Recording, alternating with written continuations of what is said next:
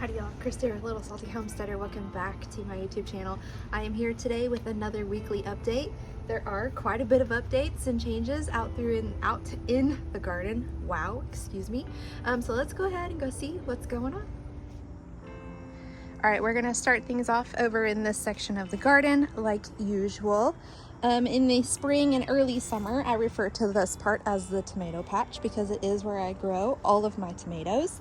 Obviously at this point in the season, we have transitioned mostly into fall vegetables, which is what we're gonna talk about now.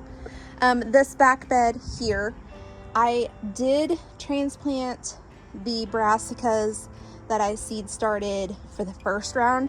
I did 3 successions of brassicas this year, so this was the first succession that got transplanted into here. Now, it has been so hot, like far warmer than I expected it to be, so these plants have really struggled with the transplant. I did transplant them on a cloudy day, later in the day, so that they could kind of acclimate overnight. But like I said, because it has been so hot and it's been very, very sunny, these guys are struggling to get used to this being their new home. Some things are starting to recover, like this guy here is looking a lot better. We have some of the broccolis that are starting to improve, like we have a purple magic there that's starting to look better. And then there is a Chinese yodfa down there by the basil that's looking better. But overall, these are still struggling to kind of get used to their new home, but I will keep an eye on them. I'm keeping the soil moist. They get shade earlier in the day than if they were transplanted into a different bed. So hopefully they will bounce back and produce. Just kind of trying to baby them along at this point. Don't chase spicy bugs.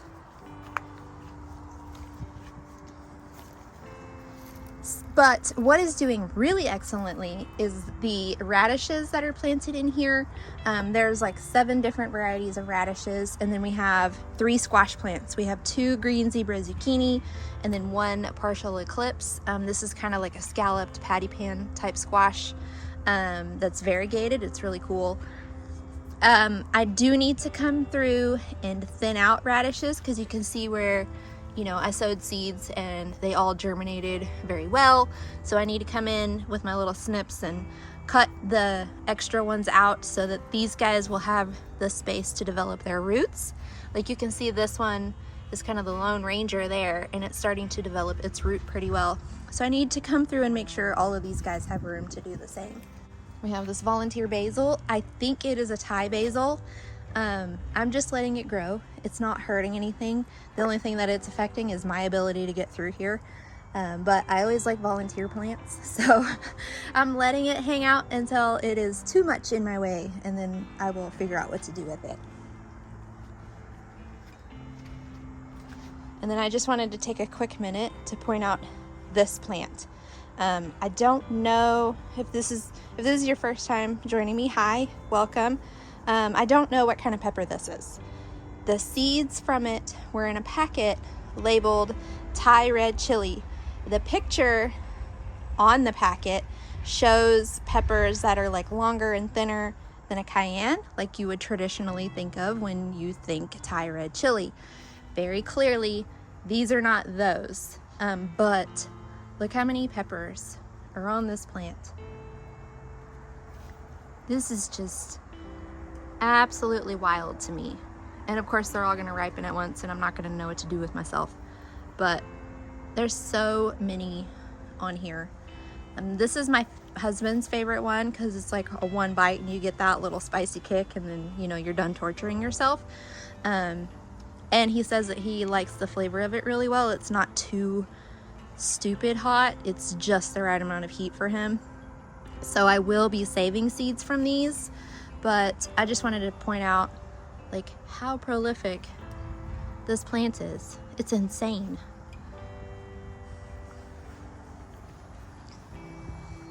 Moving on to this middle section, there are a few other pepper plants in here. We have a couple of pumpkin plants in here, and then we have some root vegetables that have been planted in here. So at this end, We have kind of the rainbow. Sorry, there was a butterfly. We have kind of the rainbow jalapenos. So we have pumpkin spice here. I'll walk around in a minute and show you some of the ripe ones. You can kind of see right there, they're kind of a pumpkinish orange color. And then we do have orange spice down here, but it is dying off. I probably will just cut that down later today. And then we have lemon spice here, which ripens to a yellow, as you can see by this guy right here. These have been pretty solid producers. And the pumpkin one, the jalapenos from it have been crazy spicy this year. I don't mean like habanero or Reaper spice levels, but probably along the same levels as like a hot Serrano. They've been incredibly spicy this year. I gave myself the hiccups putting one of those on pizza, and it was intense. I was not prepared for that. I guess, you know, I did a good job stressing them out to make them that spicy. They're not always that spicy though, so don't let that deter you from growing rainbow peppers. Over here we have Spark Mini Pumpkin.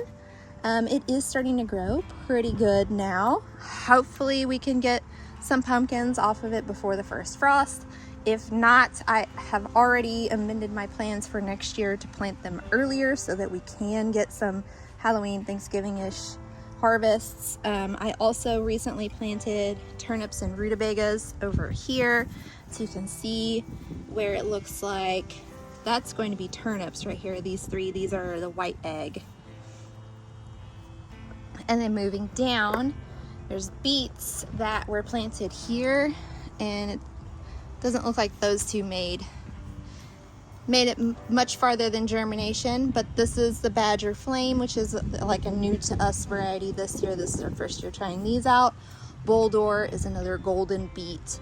The Bull's Blood takes longer to germinate, but we do have one here. And then we have Kyoja, which is like the candy cane striped one.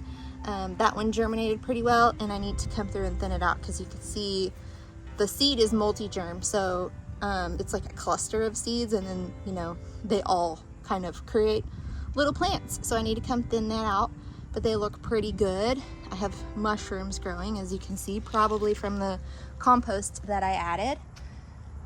And we can take a look at the carrots here, because I had pretty decent carrot germination.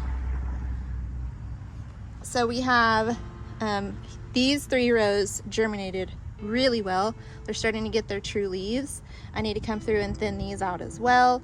Shin Carota, deep purple, had some okay germination.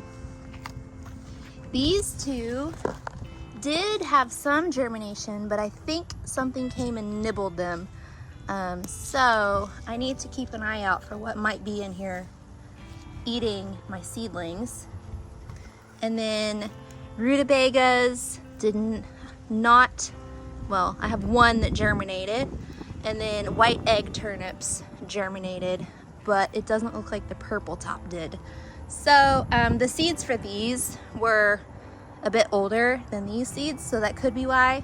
It could be a Christi error, it could be the hot weather, a lot of different variables there, but I'm pretty sure it's because of the age of the seeds. And then we have the mandarin pumpkin here. I think it's a mini pumpkin. I don't know exactly. We'll kind of see. I couldn't find any growing information on those, so we'll see what develops out of that and try to take notes for next year's growing. The peppers that are right here, this guy that's leaning out into the aisle is leaning because it's very weighed down with jalapenos. This is the Jedi jalapeno, and as you can see, it is not short on production. There's also a stinging spicy bug right there, so I'm not going to reach into that branch. But lots of jalapenos here that I need to come harvest. I will be pickling them. That plant is a brown jalapeno plant, and then there is a Pantera plant on the other side of that spicy bug. Let me just walk around. So here's the pumpkin spice here. You can kind of see it ripens to a pumpkin orange. Brown jalapeno right here. This is more Jedi right here.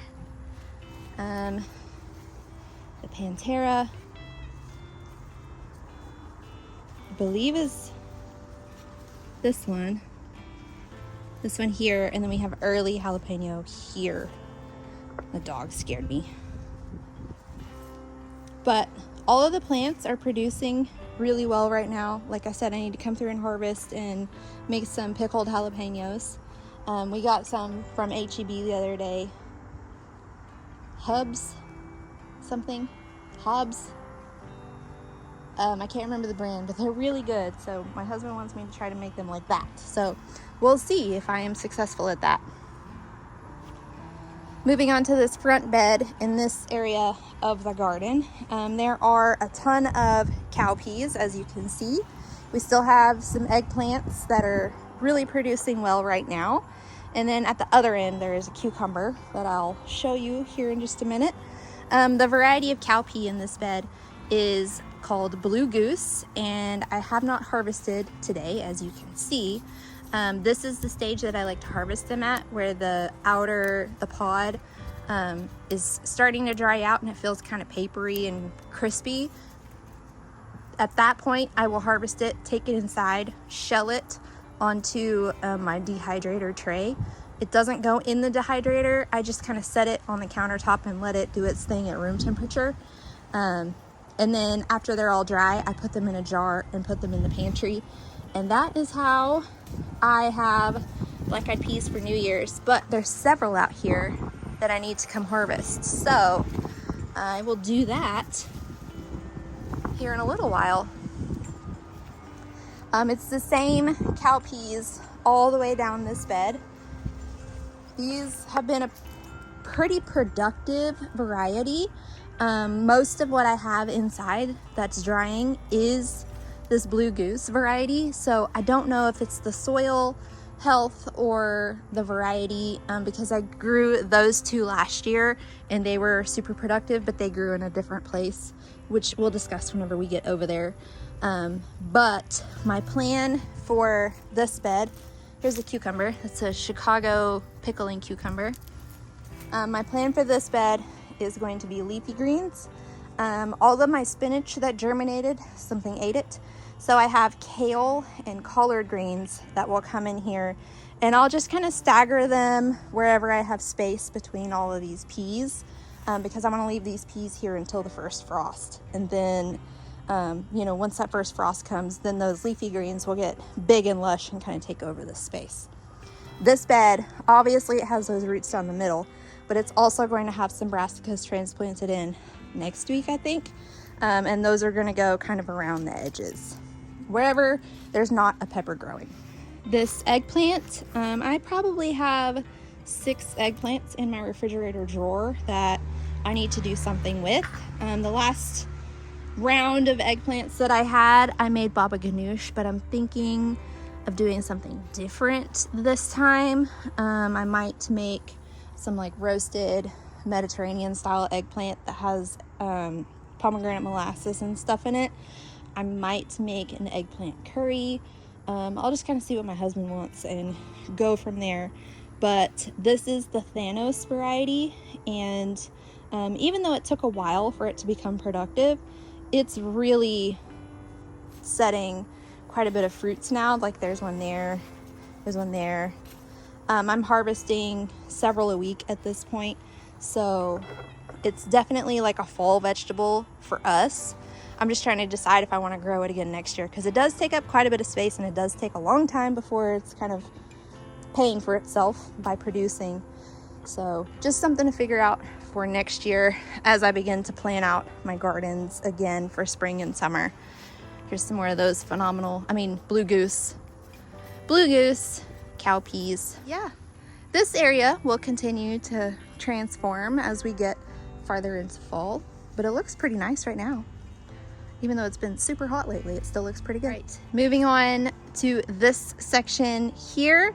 Let's talk about this okra first. So these leaning towers of okra are white velvet. And the reason that they're leaning is because a rainstorm came through a couple of weeks ago that was incredibly windy, and it just knocked them that way. And I have tried to straighten them back up, but they just keep leaning. At this point, I'm just kind of leaving them. It does make it kind of difficult to harvest, but I don't think I have any stakes in the greenhouse that are strong enough for them. So I guess the fence will just have to be their supports. One thing that I did want to show you over here that's also on the okra is this cool spider. So I think she's a female, and I think if you can see her, that is her egg sac. And I don't want to like make her angry or anything, but I did want to point her out because I think she's a really beautiful spider.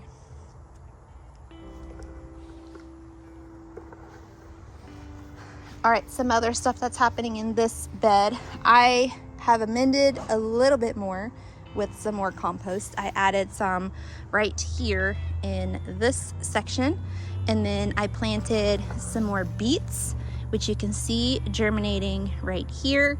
And then over here is more carrots. I don't expect those to germinate for another 2 weeks. I just need to maintain consistent soil moisture over here to make sure that they do germinate. The cowpea that's in this bed is pink eye purple hull. That guy's ready. The pods will turn red like this whenever they're ready to be harvested, and then you can just take them inside and shell them like the rest of them. But they grow in green like this, and then they gradually turn red. There's lots of okra out here that needs to be harvested. I did not harvest yesterday. I was incredibly busy.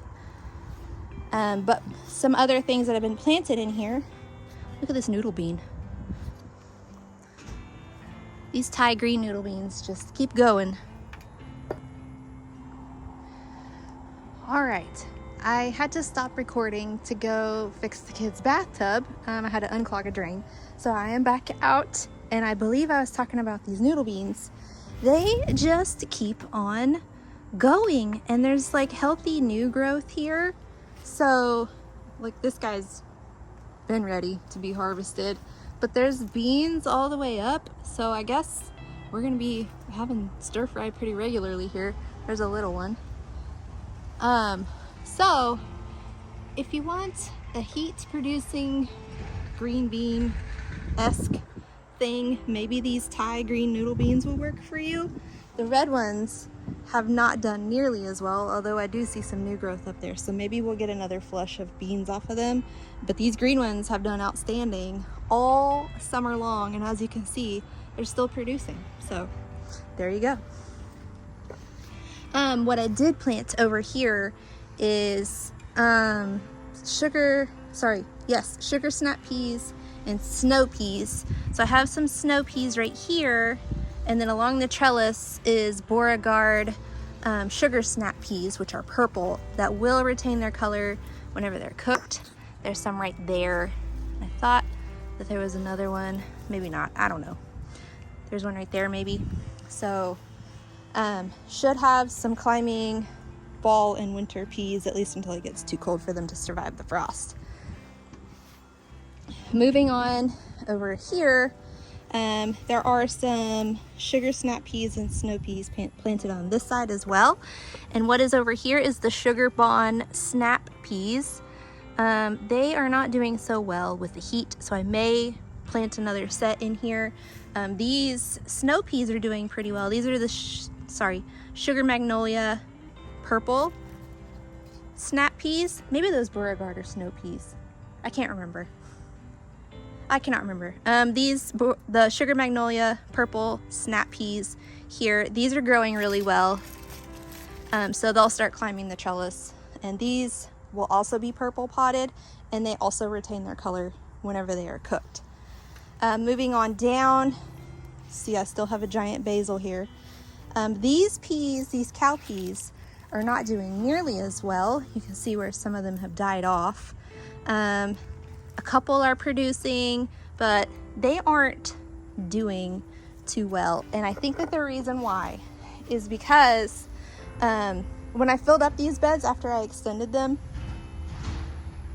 I used compost from a different company, and I don't think it was contaminated, but I think that it had like a nitrogen lock in it, and I had to really heavily fertilize everything that I planted in here in the spring in order to get it to grow. Like all this okra and stuff was stunted. There were some peppers up here that were really stunted. The same thing happened in that bed, and I used the same compost in these two, but I didn't use them in the other 3 beds. So I think that that compost caused some sort of nutrient issue in here. The compost that I'm putting in there now, I have used before several times and it's been fine. What I'm using now is Vital Earth, which I can show you right here. Vital Earth organic compost. I get it from Homegrown Plants in Farmersville, Texas. It's a wonderful local nursery, and I haven't had any issues with that compost at any point. So what has been planted in that is doing better than what hasn't been planted in that, if that makes any sense. But we do have a black bear pumpkin here that's starting to finally put on a bit of growth. There's another one kind of going the other way. So this is a semi-bush variety, so it's not going to be super sprawling, but hopefully we can get some black pumpkins off of that. Down here we have radishes that were planted. The same 7 types of radishes that are planted in that back bed over there are planted right here. Some germination, some either germinated and got eaten or did not germinate. Like you can see right there where it germinated and then something chomped it off. So I have 2 more successions of radishes that will be planted. 1 more succession of beets and carrots, and 1 more succession of turnips and rutabagas. So hopefully between all of those different successions, we do get quite a few root vegetables this year. I have 2 succession plantings of brassicas left to come out here, and then some other things that we'll go take a look at here in just a minute. But back to what I was talking about with the soil problems. I think that that's why these cowpeas in these 2 beds weren't nearly as prolific as those blue goose cowpeas, because last year I grew both of these, the pink eye purple hole and this phenomenal variety, that's the name of it, and they were outstanding. I had so many peas. It was like looking at those plants. There were just dozens upon dozens upon dozens upon dozens. Like all the time I was harvesting and shelling peas. So I think that the soil problems that I had in this year are why I didn't have nearly as many peas. Hopefully, since I'm amending, fertilizing, changing plants around, all of those things, hopefully the issue is worked out before next season. Because one of my plans for the fall and winter garden is to slowly add compost into all of these spaces over time. One, it's a little bit easier on my wallet if I go get 5 bags of compost than it is if I go get 30. And I don't have enough of a garden to merit having compost delivered in bulk. And I don't think the HOA would like for me to have a steaming hot pile of compost in my driveway.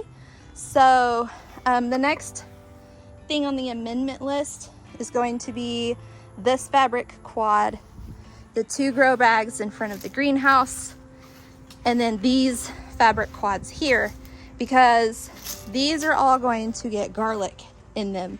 So what I'm going to be amending them with is the compost, and then black cow manure, and also bone meal fertilizer, which provides phosphorus, which is useful for root growth, which is what the bulbs of the garlic technically are. So that is on the to-do list. Hopefully this week. I won't be planting garlic until mid to late October, but I want to get this stuff in these quads, let it kind of settle down, let it start to kind of break down a little bit, the nutrients, you know, kind of sort themselves out before I immediately start planting garlic in there. The garlic is going to live in there for like 7 months, so I want it to be like nutritionally balanced and not just like all at the top, if that makes any sense. Okay, over here in the flower bed, isn't it wild? It looks kind of like a jungle, and I'm also not super mad at it. There are a ton of bush beans planted throughout here. Well, not a ton, but there's several bush beans planted in here. Here's one, there's one. They're just kind of scattered throughout wherever I had empty space. The idea behind that was, one, to help cover the empty space, and two, beans, legumes are a nitrogen fixing plant.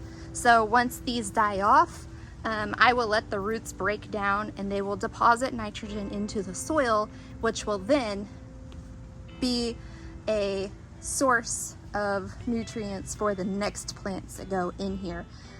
Zinnias, cosmos, snapdragons, all those beautiful spring and summer flowers that will be coming in here. There is also celosia. There's a few plants, and we have some tulsi, holy basil in here as well. We have a rudbeckia that is slowly reaching the end of its life cycle here. Calendula still hanging on. Snapdragon surprisingly still hanging on. This whole patch right here is mostly snapdragons. You can see a couple of beans in there. There is a gomphrena, echinacea back there, hollyhock back there, but for the most part this is like a snapdragon patch. Hopefully I can overwinter it and I'll have a ton of flowers next year. We'll see. That's a lofty goal, but we'll see what happens. Check this out. Let's see if I can zoom in on that a little bit. So I didn't mean to interrupt your meal. Sorry to impede on your lunch there. I just looked down and noticed that. So that's kind of what they do. Praying mantises can be really beneficial for the garden because they are like equal opportunity eaters. But you know, if there's something that you're trying to attract into your garden, they can also be kind of a pest for that. Like, I believe some of them will eat hummingbirds. I don't think I have any hummingbird eating ones in here, but I do know that it is possible. We have some more echinacea here. Big fat bumblebee, hello. So the salvia, as you can see, feeds the bumblebees all day long. They just buzz through here, hitting those flowers all day. The dog chases them. Whenever you hear me get onto the dog, that's what he's chasing. I have some more rudbeckia here. This is celosia, Sunday wine cherry, I think, maybe. Some more bush beans. Feverfew, looking super cute. Calendula, this one is really starting to suffer, but I'm letting it drop all its seeds, so we'll just have like volunteer calendula here next year. Down here, almost a mirror image of the other end. There's no snapdragon patch, but what we do have that's really cool are these spider lilies with a spider on them. Welcome home, I guess. There's another one with some sort of insect on it. So we have spider lilies. Those were planted from bulbs. They come back every year, and every year I'm never sure if they're going to come back, and then they just surprise me randomly one day, because I'll just see them blooming. So we have another one here. There's another one in that salvia right over there, and there might be one more around here. I am not entirely sure. Bush beans. There's cosmos right there. More celosia. This is a purple gomphrena. Down here, this is another dragon's breath celosia, but it gets a lot more sun, so it's like super bright red. We have gaillardia, and then this echinacea over here started blooming recently, and it looks really cool.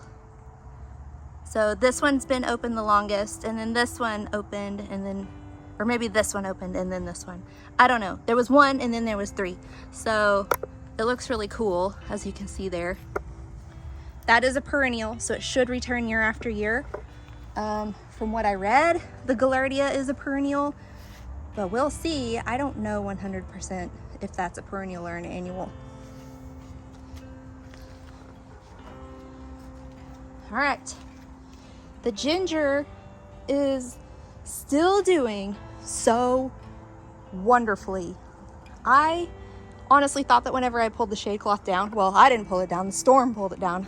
I thought that whenever we lost the shade cloth that this would really start suffering, but I think because it ends up in the shade early enough in the day that it's still just doing so amazing. Like, look how thick this is. There's so many like ginger shoots coming up here, and then there's like still little young ones that are coming up. So I don't know, I'm just super thrilled about this, and it smells really good. And then we have the other one here also doing really well. So ginger was a success for me this year, as long as I don't kill it before I harvest it. It takes 10 months, I believe, to reach maturity. It did not germinate until the end of April or the beginning of May, so technically it wouldn't be ready until March. I will have to move it back and forth between the garage and outside once colder temperatures are here to kind of, you know, keep it comfy, I guess, like a 5-star hotel. But we'll see if I just end up losing patience with moving it back and forth and harvest it early or not. I don't think it's gonna hurt anything. It'll just be a smaller harvest. Pepper, green stalk. So every time I think I'm gonna give up on this thing, it does something insane and draws me back in. So I'm gonna look at it from this side, because this is the side that really draws me back in. From over here, look how lush this thing is. It's super full, super green, leafy. It's got all kinds of peppers growing. Even the tiny Tabasco plant has peppers. Like, the flowers are blooming. Celosia is happy. You really couldn't ask for more from a green stalk. The other side looks a little, you know, questionable, but this side makes me super happy. And I wanted to show you guys this Tabasco pepper. Please come help me harvest it, because I can't like hold it down and harvest at the same time. So I don't know, maybe I'll get my husband out here to help me in a little bit. But isn't that cool? So many peppers. We have some more Tulsi basil, red Reuben basil, more celosia, as you can see. Buena mulata peppers. Like, even these plants are bouncing back, and they looked terrible. I thought for sure they were gonna die, but they're looking much better. So yeah, every time I think I'm gonna give up on this, it just draws me back in. Strawberries are still doing just fine. Still working on spreading out the runners, but you can see how we have spread it out to more pockets slowly, but it's happening. So you can see this one dropped way down, so it's in the next one, and so on. But there was a brown praying mantis that lived in here. I wonder if that praying mantis ate it. Because that one is green and the one that was in here is brown. So I don't know if they had like a duel to the death or what, but I haven't seen the brown one in a little while. Lime tree, I finally removed all that basil. I think that it made the plant happier. I did water it pretty good yesterday, so it's still pretty moist. It also has a water reservoir in the very bottom, so it's really hard for it to actually go dry, especially now that the basil is out of here and there's not so much stuff, you know, taking up all the water. And you can see we have some new growth here. So I think that that's what that lime tree wanted, was to stop sharing its soil with so much basil. I think one plant would have been fine, but there was like 5 in here. It was crazy. All right, so this green stalk is what happens when you get overwhelmed and busy. For whatever reason, this time of year is always incredibly overwhelming for me, and stuff just falls through the cracks. And this year, the thing that fell through the cracks was this green stalk. Usually it's the rest of the entire garden, so I'm gonna call this an improvement. because the rest of the beds and everything look great. Some stuff is still alive, it's still hanging on, like the thyme. The mint, again, I almost killed it. I don't know how I do that, but I did it. And then the hyssop is still okay-ish. Tarragon is still okay. Rue is still okay. Marshmallow is slowly dying off. It's okay. I'm not, you know, like planning my whole life around the marshmallow plants. So it'll be all right. I'll just plant it again next year. Some things didn't mind being neglected, like the lavender there, but some things did. Trying to find that balance. So now we are over here in the seedling station. Some of this I did on video, some of this I did not. This top one has bok choy and lettuce. The lettuce has been really slow to germinate. I noticed we had another one this morning right here. So even though my seed time is telling me that this is going to be transplanted next week, it's not. It's going to hang out over here for a little while longer. As you can see, most of this hasn't germinated yet outside of the bok choy. Down here we have some cool season annual flowers. In the back we have alyssum, then we have a few varieties of calendula, and then we have snapdragons up here. When I planted these seeds, we literally had a torrential downpour that night. So I don't know if like a lot of the seeds just got pressed underneath the soil, but I can see where things are starting to germinate. So I think maybe it just took a little longer to get to the surface. This is the second round of brassicas that I planted, with the exception of the Brussels sprouts. Those I only planted one round of. And then, of course, the leafy greens that I only planted one round of. So all of this is going to be leafy greens, and then this is going to be the brassicas that get transplanted next week, I think. Probably into that middle bed over there with the jalapenos. So we'll have some broccoli, cauliflower, cabbage. These guys didn't do much. I'm gonna leave that one in there for a little while longer and probably transplant it when I do this poor chewed up third round. Cabbage loopers, that's all I'm gonna say. Cabbage loopers, they caused a lot of trouble. I'm hopeful that some of this will bounce out of it and I'll still get some food. Otherwise we'll be relying very heavily on the first and second succession of these brassicas. This kale is an ornamental variety that I'm just going to be planting in flower spaces, just to give some winter life and texture to the flower beds. I am a little disappointed about, like you can see, there's one right there, not anymore. I am a little bit disappointed about all the cabbage loopers. It literally happened almost overnight, so yeah, I'm not sure if I have time to restart all these and if it's even worth it. So a little disappointing, but overall the rest of the garden is doing pretty magnificently. And then one last thing, because I forgot about it whenever I was over here before, I took last week off of work to take care of some home chores and do some things for the kids, and I had a day out here in the garden. So I laid down a bunch of Girl Scout cookie boxes behind these raised beds, and I laid down some mulch, as you can see. The reason for that is because it's really hard to mow back here, which means I always get stuck weed eating back here, and whenever the okra forest is happening like it is down there, it is darn near impossible to weed eat. So I was like, I need to do something else. And when it rains, this soil right here is super heavy clay, so we just end up with a ton of standing water that doesn't ever like drain properly.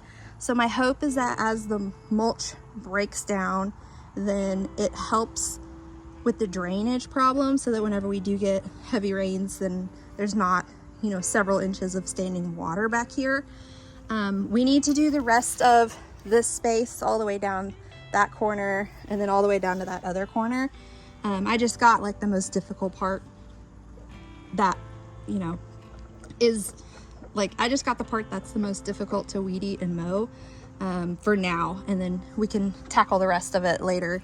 This was approximately 100 cookie boxes and I can't remember how many bags of mulch.